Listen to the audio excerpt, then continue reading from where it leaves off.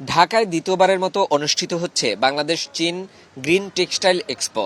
রাজধানীর বসুন্ধরা আন্তর্জাতিক কনভেনশন সেন্টারে আয়োজিত আন্তর্জাতিক প্রদর্শনীতে অংশ নিচ্ছে বাংলাদেশ ও চীনের খ্যাতনামা টেক্সটাইল গার্মেন্টস কোম্পানি, বিনিয়োগকারী, প্রযুক্তিবিদ ও ব্যবসায়ী প্রতিনিধি দল। প্রদর্শনীতে পরিবেশ বান্ধব ও নবায়নযোগ্য টেক্সটাইল প্রযুক্তির প্রদর্শন, সেমিনার ও প্যানেল আলোচনায় অংশ নিচ্ছে দুই দেশের শীর্ষ উদ্যোক্তারা।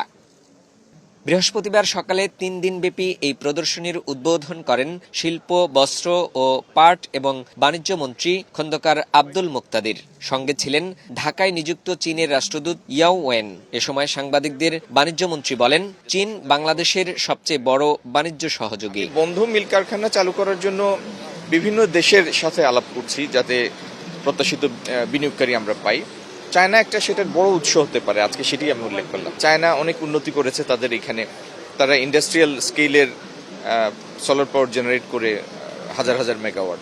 তো তাদের টেকনোলজি এবং তাদের লব্ধ জ্ঞান আমাদের এই প্রকল্পের জন্য অনেক কাজে লাগবে। উদ্বোধনী অনুষ্ঠানে রাষ্ট্রদূত ইয়াও ওয়েন বলেন, নতুন সরকারের সাথে দ্বিপাক্ষিক বাণিজ্য সম্প্রসারণে কাজ করছে চীন। নতুন সরকারের সাথে দ্বিপাক্ষিক বাণিজ্য সম্প্রসারণে কাজ করছে চীন।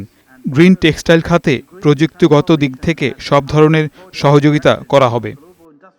প্রতিদিন সকাল 10টা থেকে সন্ধ্যা 7টা পর্যন্ত এই প্রদর্শনী সবার জন্য উন্মুক্ত থাকবে। 3 দিনের এই আয়োজন চলবে 16 মে পর্যন্ত।